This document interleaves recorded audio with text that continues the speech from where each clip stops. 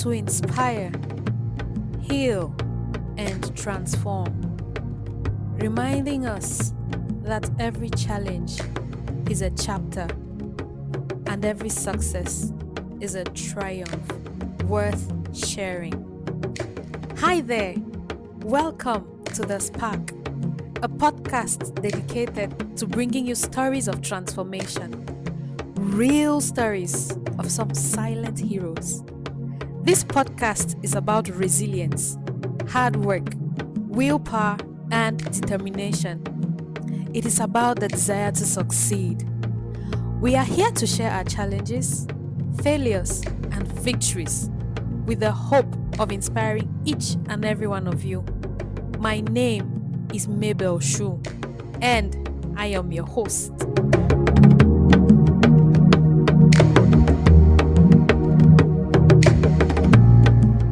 My guest for today is Cedric Brown. Cedric is an award-winning social impact leader with a deep and varied experience in the philanthropy and NGO sectors. He has built a significant track record of working to ensure pathways to opportunities for people of color through leadership development, tech inclusion, college readiness and completion, arts and cultural representation, and voter education and civic engagement.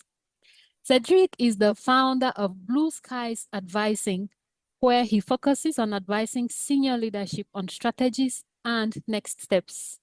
He has also invested some good amount of money in communities through grants and scholarships.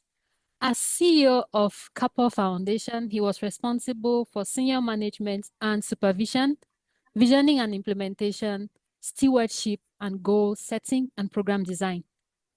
He has also made some media appearances, including in the New York Times, and has received awards as a leader in philanthropy, champion of change, and a youth empowerment advocate. And that's one of the reasons why he's here today.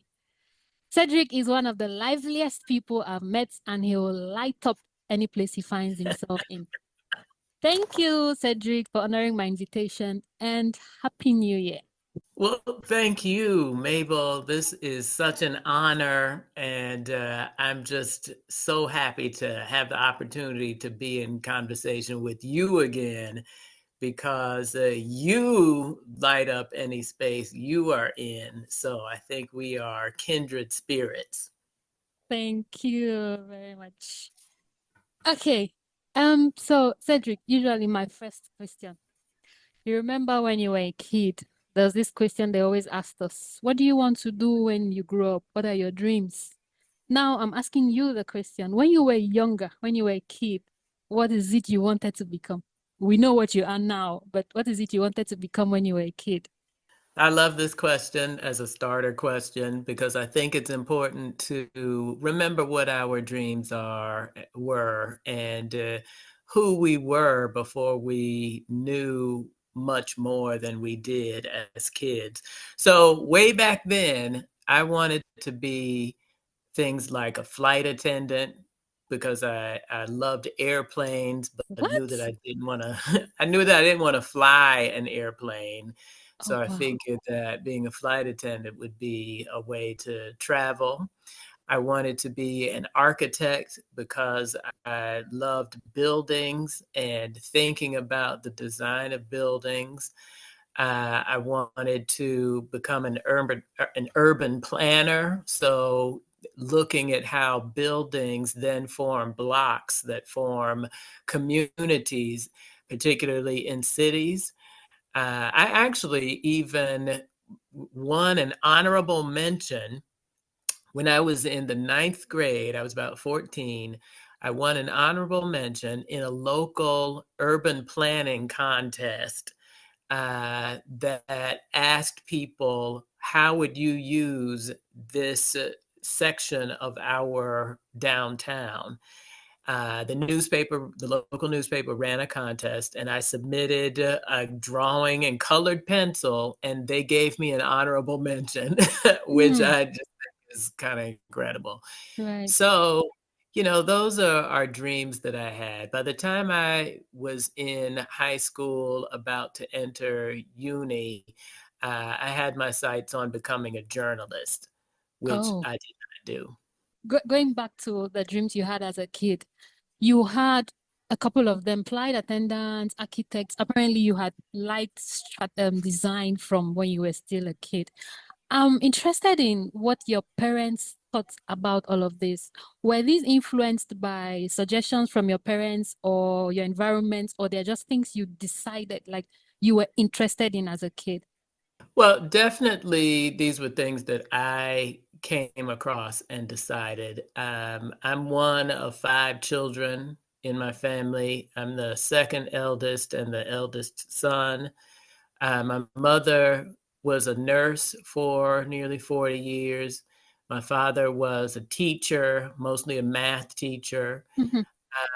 And my mom, in particular, because we mostly grew up with my mother, uh, really encouraged us to think about and explore whatever. Um, she was not really strict about us having to go down a certain path or explore certain kinds of interests.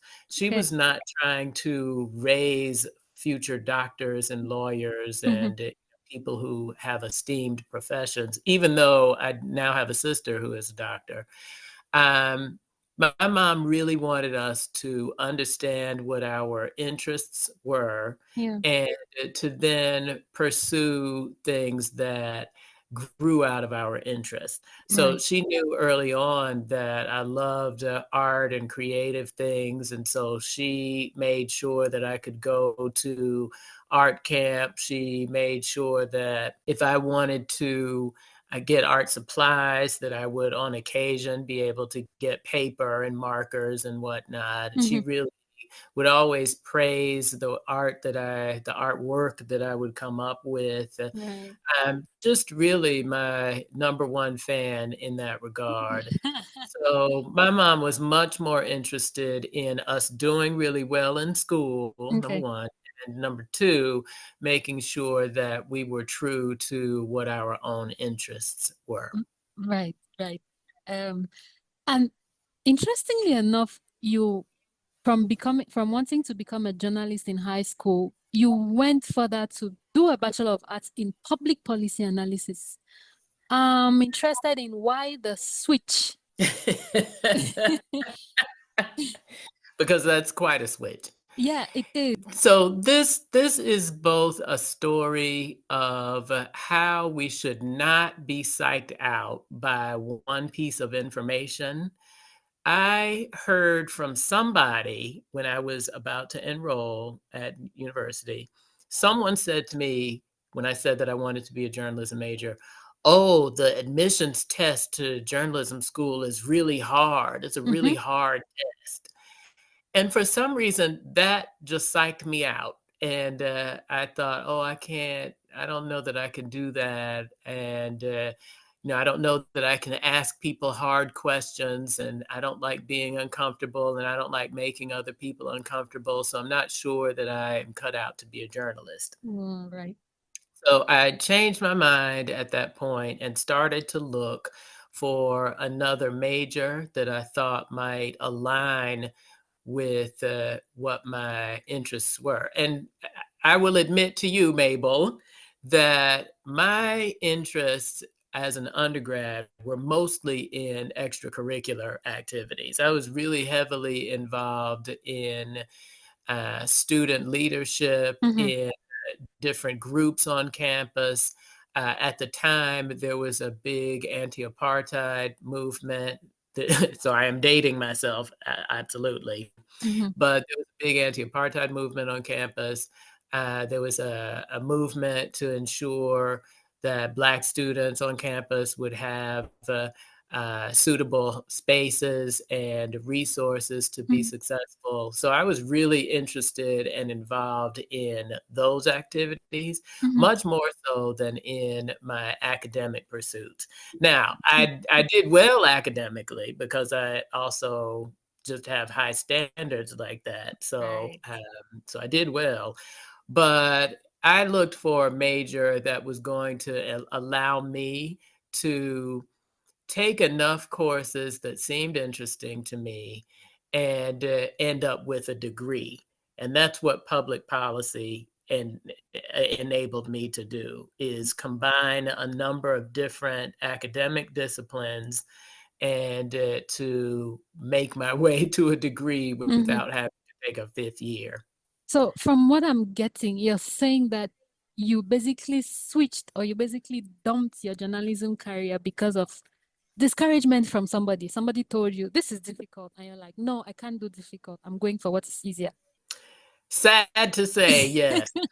That's very sad to admit here today, all these years later. But yeah, I mean, I really should have, I think I should have pursued it with more self-confidence. Mm-hmm. And I'm Mm-hmm. not sure why I got shaken at that point, Yeah. but the way that I choose to think about that now is, well, that's not what you really wanted to do. If you can be so easily dissuaded from Yeah, doing it, exactly.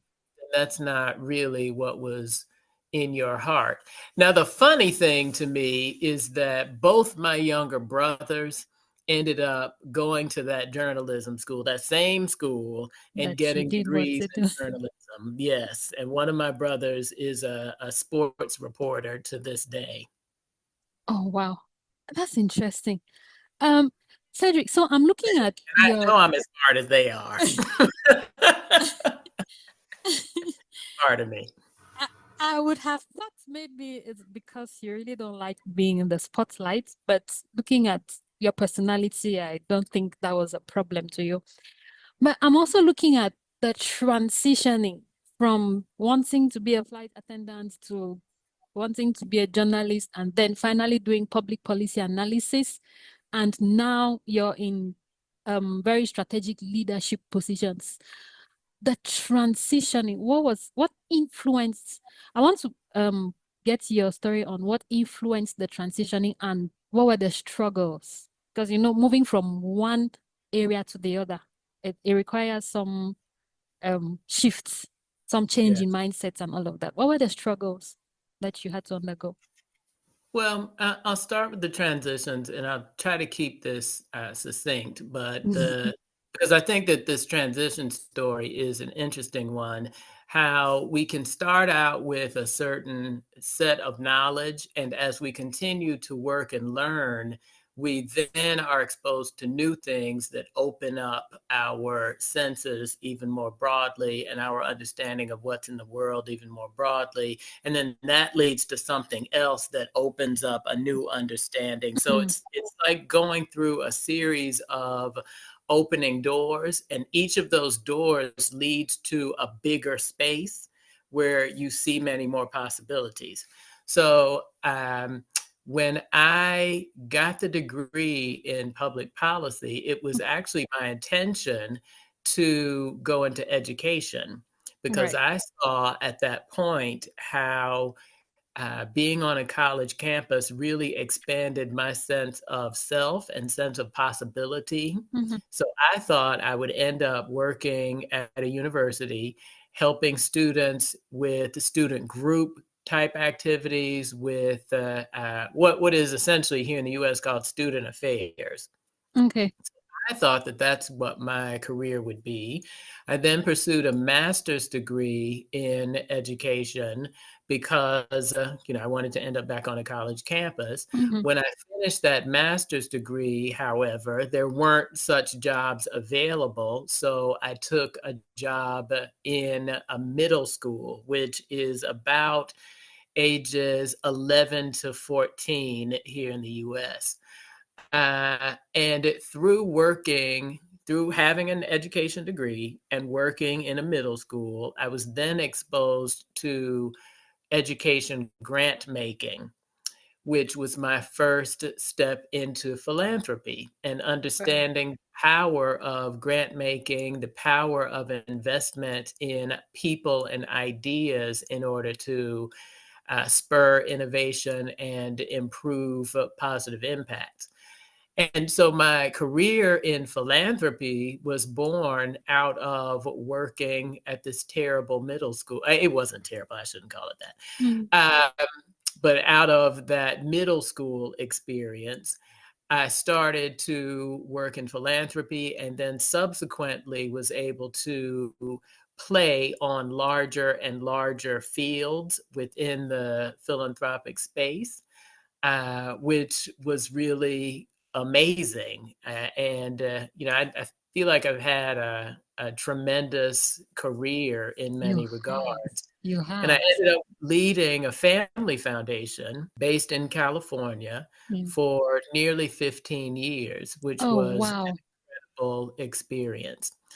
So the challenges that come along, I think, with those kinds of transitions is really being able to, one really has to listen to what their intuition is saying.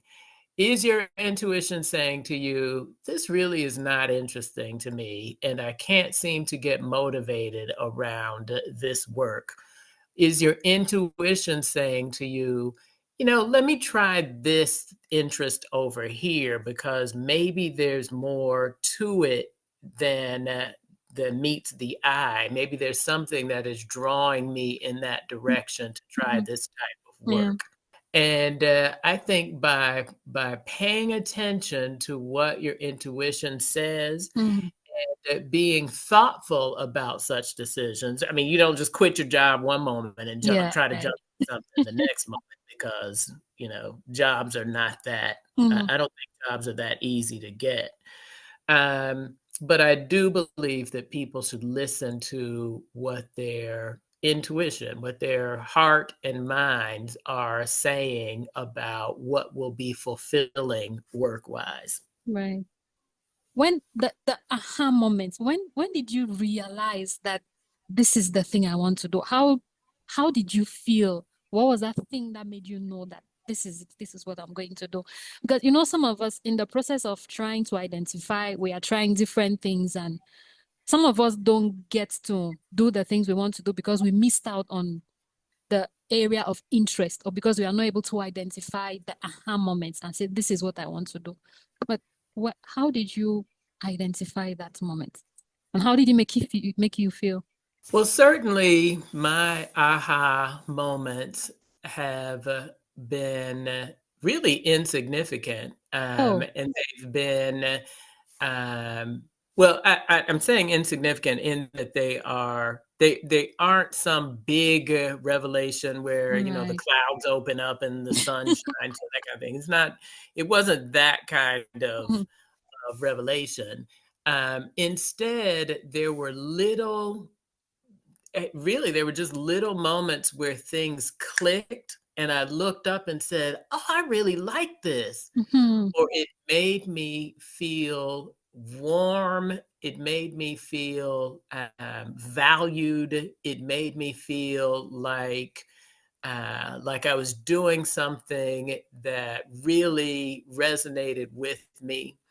So, as an example, with my early grant making, knowing that I could put together a set of grant guidelines Mhm. and then go out to a school and have a conversation with teachers at that school about the kinds of things that we were looking to support through our grants, the kinds of things that we weren't going to be so interested in, and to be clear and to be taken seriously in that, it just clicked for me like, Right. yes, this is a great way to engage with people, to hear their ideas, and to really try to support great work. It just made a lot of sense to me, and it Mhm. made me feel purposeful, like I had a real sense of value, that I was contributing something that Mhm. people wanted Mhm. and needed and would be useful toward a greater good, and that it felt good for me to do that work. Right. So loved a lot. I have loved so much about my career in philanthropy because I've gotten to meet fantastic folks and gotten to invest, had the opportunities to invest grant dollars in so many efforts Mhm. that have just been terrific to watch grow. Yeah, right. I I will can. also I was also going to share just a little moment. I was on a flight coming back from my first trip to Southern Africa. So I was flying from Johannesburg to London. And I was on this flight and I was reading the newspaper because, they hand out newspapers for these long flights. And I thought, oh, this is it. This is what I like. This kind of this globally scoped, African rooted work. This is where I want my career to start moving Right. next. And that was in 2017. Oh. In 2018, I got some information about a fellowship, the Atlantic Fellows for Racial Equity, which brought together leaders from South Africa and the United States. And in 2019, I became an Atlantic Fellow. I was fortunate enough to be selected for an Atlantic Fellow. So all of that really started to open up my scope of work beyond the US to start looking globally, to start Mhm. looking particularly in Africa.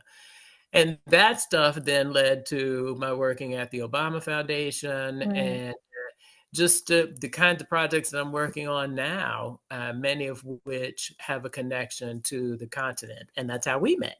So Right. it all can be linked, and it can come from a single moment on an airplane, reading a newspaper, and thinking, "Oh, I like this." Thank you very much, Cedric. I'm looking at, so just for those who are listening, the areas of interest that you basically fund, so that, because I'm assuming that this thing has also opened you to so many innovations. So I'm just, if you maybe share with our listeners some of the areas of interest that you look at as a funder or as a philanthropist, just in case some of us have some innovative ideas and would like to share with you in the future. Sure. Well, thank you. I am still a funder because I'm on the board of a foundation right now. Um, it, right now, I'm very interested in arts and cultural work that helps to lift up, to amplify, and to celebrate African and African diasporic people and culture in whatever communities in which we live. So that's what I'm most interested in right now. Great. Also add that one of the foundations that I'm working with as a board member right now is very interested in what we call people power, and making sure that people in Latin America in particular can respond to the kind of ravages of climate change. I was Mm-hmm. looking for another word. Can respond to the damage that climate change is bringing, particularly to the Caribbean. Um, and we want to invest in making sure that people can organize, self-organize, and pursue their political interests, not necessarily running for office, but Well, organize, like community organizing, so that the impact is positive right. for local communities. I'll say Okay. I'm interested in that too. All right. Well, I'm guessing the listeners have heard, and hopefully some people will be reaching out to you sometime in the future. Cedric, what's the one thing, with everything that you've gone through, with the experience you've had, what's the thing you find most rewarding? What's that thing that when you look at or when you do, you feel like, okay, yes, I feel accomplished, I feel fulfilled? Truth be told, it is having a network of people, friends, acquaintances, adopted family, across the globe that I feel so fortunate to know and to be affiliated with. And Right. this comes both through organized networks of people. So, I, as a fellow belonging to, a network of alumni fellowship programs, including the Atlantic Fellows programs, and informally, the people that I've been able to meet through some of these professional and personal connections. Mm-hmm. So for me to wake up on a Saturday morning here in the States Yeah. and text with a Cameroonian living in Ghana Right. via WhatsApp, and then have a phone conversation with an old musician friend from New York that, Yeah. that I used to collaborate with, and then later correspond with a current colleague who is making her way back from meeting with activists in Peru, making her way back to her home in Southern California, is super fulfilling to me Right. because I just feel like, wow, I get to be in conversation with all of these interesting people Exactly. who are really working for positive change wherever they are. And I just love that. Right. Yeah, you're a people's person. I think I see why you excel in the leadership trainings that you pick. There's so many organizations reaching out to you for roles and leadership. So I think I get why they reach out to you for this. And now I'm looking at the fact that you've trained a couple of leaders, you've had a couple of engagements with leaders, and there's, as a leader yourself, what's the one thing or what's your main guiding principle as a leader? The funny thing, I want to say something about that, and also comment on your praise beforehand. I I actually don't consider myself a people person necessarily because Well, who are you I'm to I'm make an that judgment? I'm more of an introvert. So while I love to engage with people, I also need to be by myself and be quiet for stretches of time in order to kind of re-energize.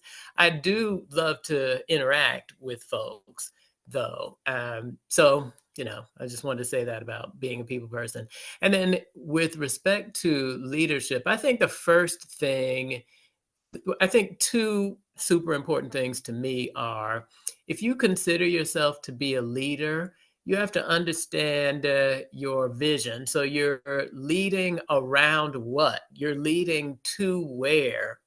You're leading whom? Like what does leadership mean? What are you Right, trying to actually accomplish as part of this self-described leadership? The other thing that I think is super important is to be humble enough in your leadership to understand that you do not have all of the answers. And you have to depend on the expertise and ideas and opinions and perspectives of other people who may be your advisors who can help you to move a vision along. right, right. Not everybody has a vision, so the folks who do carry a vision have, I think, a particular role as leaders and need to make sure that they are getting people on board with them and their vision to help move it forward. Exactly. I'd like to cite President Obama as an example of that because I had the wonderful opportunity to work with him for a few years, and he really is this brilliant, brilliant man, this brilliant person Mm-hmm. who is, if he's not the smartest person I've ever met, he is certainly in the top three. But he also understands that he doesn't have all the answers and Right. really does rely on other people around him to bring ideas, to help him think through ideas, and then to move ideas forward. And I thought, if President Obama, smart as he is, needs other people Mhm. and doesn't consider himself a singular leader, it's all about me, then nobody else should act like that either. Exactly. Exactly. We can't always have the answers. And it still boils down to this. You said something about investing in people and ideas. It still boils down to the same thing. No matter your position, you can never really have all the answers, but your ability to build a network of people who can provide the support, who can provide the assistance when you need is very fundamental. And Yes. then the last thing, I would have loved to continue this conversation maybe till the end of the day, but again, people have things to do. Um, so this conversation is targeted to youth, to people out there who are struggling, transitioning, identifying that aha moment and trying to figure out what they are passionate about. So Cedric, at this point, if there was a piece of advice or if there was anything you would like to share with this group of people, what would that thing be? I'm going to say, Mabel, that you can't focus in noise, in distraction. You have to be able to get quiet, find a quiet place, find a quiet moment to sit, to reflect, to think deeply about what it is that you may want, why you may want these things, how you might pursue these things, and how you will feel about the pursuit and the acquisition of these goals. But I want to emphasize to people to get quiet. And that doesn't mean you have to, learn the art of meditation. It doesn't mean all that. But it does mean that you have to be able to sit still enough and quietly enough to start focusing on what you want, on who you are, what are the best things about yourself.